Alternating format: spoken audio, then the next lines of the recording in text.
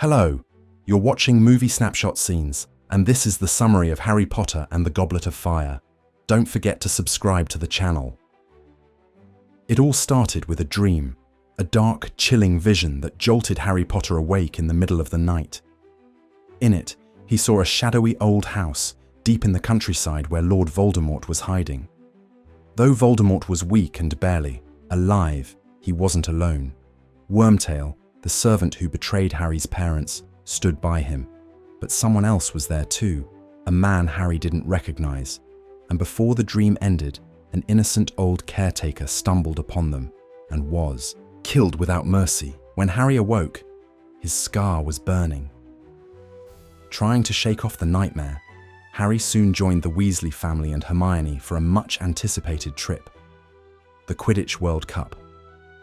They traveled by Port Key, an enchanted object that transported them across miles in seconds, landing them at a massive magical campground buzzing with wizards from all over the world. There was excitement in the air, magic tents, floating fires, and a sense of global unity. The match itself was spectacular. Ireland versus Bulgaria. The Irish team played brilliantly, but all eyes were on Bulgaria's seeker, Viktor Krum, a young Quidditch star with a serious expression and incredible talent. Ron was in awe. Hermione, to Ron's horror, seemed slightly impressed by Krum too. The night ended in celebration, at least at first. But as everyone slept, a horrifying scene unfolded. Masked figures in dark robes stormed the campgrounds, casting spells and setting everything on fire. Families ran in fear as tents exploded around them. These were Death Eaters, followers of Voldemort, and their presence was like a shadow from the past. As Harry, Ron, and Hermione tried to escape, a figure in the darkness raised a wand, and the dark mark, the symbol of Voldemort, lit up the sky in green, glowing horror. The Ministry of Magic arrived too late to catch the one responsible. But the message had been sent. Voldemort's followers were still out there, and Harry, still shaken by his dream and the terrifying events at the camp, couldn't ignore the feeling growing inside him. Something was coming. Something dark. And it had already begun. After the terrifying events at the Quidditch World Cup, Harry returned to Hogwarts with a sense of unease. The castle stood as proud and magical as ever, but something was different this year. For one thing, Professor Dumbledore had a major announcement. Hogwarts would be hosting the legendary Triwizard Tournament. It was an old and dangerous competition between three wizarding schools, Hogwarts, Beauxbatons, and Durmstrang. Each school would select one champion to face three deadly tasks, all designed to test courage, skill, and intelligence. The catch? Only students over the age of 17 were allowed to enter. That didn't stop Fred and George Weasley from trying, though their attempt ended in comic disaster when the magical age line Dumbledore placed around the Goblet of Fire sent them flying. Students watched eagerly as the visitors arrived. The elegant girls of Beauxbatons descended from a flying carriage pulled by winged horses, while the stern, intense Durmstrang students made a dramatic entrance from beneath the lake, led by none other than Viktor Krum, the Quidditch star himself. Ron could barely believe it. Krum was attending Hogwarts for the year. When the time came to submit names, eager students placed their entries into the enchanted Goblet of Fire. Days passed in anticipation, until finally, during the great ceremony in the Great Hall, the Goblet spit out three names: Viktor Krum for Durmstrang, Fleur Delacour for Beauxbatons, and Cedric Diggory for Hogwarts. But then, something impossible happened. The goblet flared one last time and produced a fourth name: Harry Potter. The room fell, silent. Confused and stunned, Harry stepped forward. He hadn't entered his name. He wasn't even eligible, and yet, somehow, the goblet had chosen him. Accusations followed. Many students, including Ron, believed Harry had found a way to cheat. Even though Harry denied it again and again, the suspicion in the air was thick. For the first time in years, Ron turned cold, distant, jealous, And Harry, still shocked and now officially a champion, was left to face a terrifying truth. Whether he wanted it or not, he was now part of the Triwizard Tournament, and there was no turning back. Harry's name had been chosen, and there was no way out. The magical contract of the Triwizard Tournament bound him, whether he wanted to compete or not.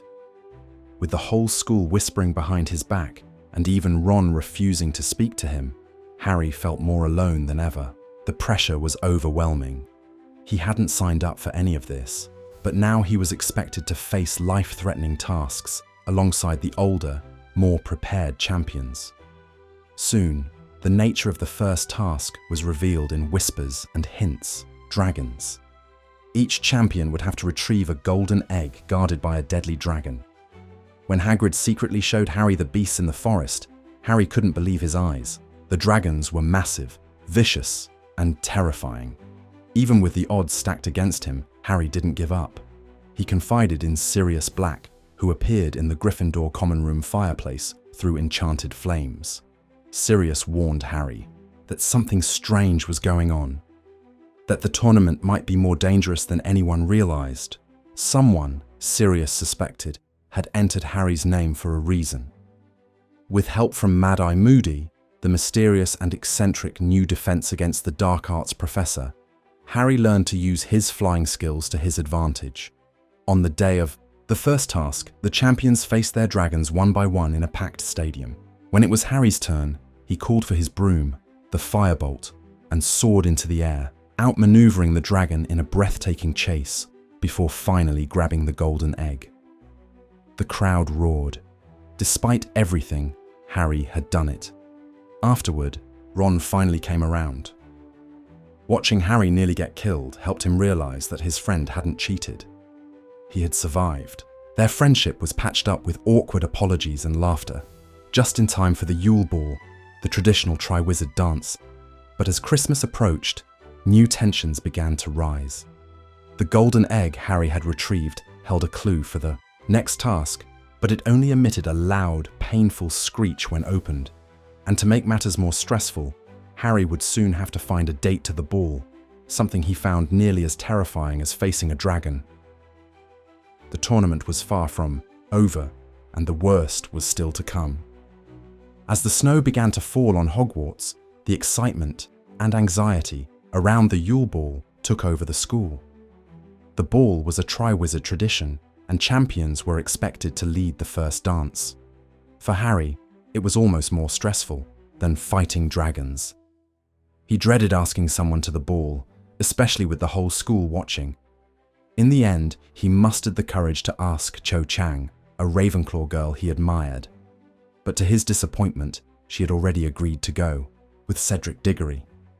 Ron, in a last-minute panic, asked Fleur Delacour, but was thoroughly rejected. Desperate, he ended up going with Padma Patil, while Harry went with her twin sister, Parvati. Hermione surprised everyone by arriving with Victor Krum, the Durmstrang champion.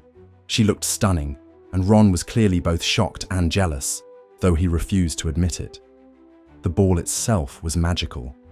The Great Hall was transformed with frost, floating candles, and a glittering ice sculpture. The champions danced under the enchanted ceiling, and students from all houses mixed and mingled, but the night didn't stay light-hearted for long. Ron and Hermione had a fierce argument. He accused her of fraternizing with the enemy, while she furiously reminded him that if he didn't like it, he should have asked her first. After the holidays, Harry focused on solving the mystery of the golden egg. With Cedric's cryptic advice, he finally opened it underwater in the prefect's bathroom. There, the screeching transformed into a song, one that warned him that something he'd sorely miss would be taken and hidden beneath the lake, guarded by merpeople. He had only 1 hour to rescue it. The second task arrived quickly. The champions dove into the icy lake, transformed by spells to breathe underwater. Harry searched desperately among the kelp and darkness, eventually finding Ron, Hermione, Cho, and Fleur's sister Gabriel, magically asleep beneath the surface. He freed Ron first, but couldn't leave Gabrielle behind, so he brought her too. This act of bravery cost him time, but gained him respect. Harry tied for second place, and the judges admired his moral courage. Still, the tension around the tournament grew heavier. Strange things were happening, and something darker seemed to be lurking beneath the surface of it all, waiting for the final task. The Triwizard Tournament was nearing its end, and the tension at Hogwarts had never felt heavier. The third and final task was announced. The champions would enter a massive enchanted maze. Hidden deep inside was the Triwizard Cup, and the first to reach it would win eternal glory. But the maze wouldn't make it easy. It would be filled with obstacles, magical creatures, and spells designed to confuse and test their strength and courage. As the day of the final task approached, strange things continued to happen. Harry experienced more pain in his scar and unsettling visions of Voldemort growing stronger. Meanwhile, Barty Crouch Sr., a high-ranking ministry official, was found dead on the Hogwarts grounds. His sudden death added another layer of fear and suspicion to the already mysterious tournament. On the evening of the third task, the champions stood at the edge of the towering hedge maze, each prepared to face the unknown. As they entered, the hedges shifted and moved, creating a constantly changing labyrinth. One by one, the champions faced challenges. Victor Crumb was cursed and began attacking the others under the influence of the Imperious Curse. Fleur Delacour was taken out by a mysterious force. Only Cedric and Harry remained. After saving each other from traps within the maze, the two reached the Triwizard Cup at the same time. Instead of fighting over it, they decided to take it together, sharing the victory. But when they touched the cup, something went terribly wrong. The cup was a portkey. In an instant, they were pulled out of Hogwarts and transported to a dark, eerie graveyard. Confused and afraid, they looked around, but before they could react, a figure emerged from the shadows, Peter Pettigrew, and in his arms, a shriveled, lifeless-looking creature. Cedric was murdered on the spot. No warning, no chance to fight back. Harry was frozen in horror as Pettigrew began a terrible ritual. Using Harry's blood, Voldemort's, father's bone, and his servant's flesh, the Dark Lord was reborn, tall, pale, and more powerful than ever. Voldemort had returned, and Harry was trapped, face to face with the very evil that had haunted his entire life. Harry stood frozen in the graveyard, heart pounding, as Lord Voldemort, now fully restored, looked down on him with cold red eyes. Around them, Death Eaters appeared one by one, summoned by Voldemort's call. They had returned, masked and silent, some ashamed, others proud. Voldemort taunted them, and then turned to Harry. He wanted a duel, not just to kill Harry, but to humiliate him, to prove that the boy who once survived the killing curse would now fall. Wand in hand, Harry faced the Dark Lord. He had no choice. Voldemort attacked first, and Harry barely held his ground. But then, something extraordinary happened.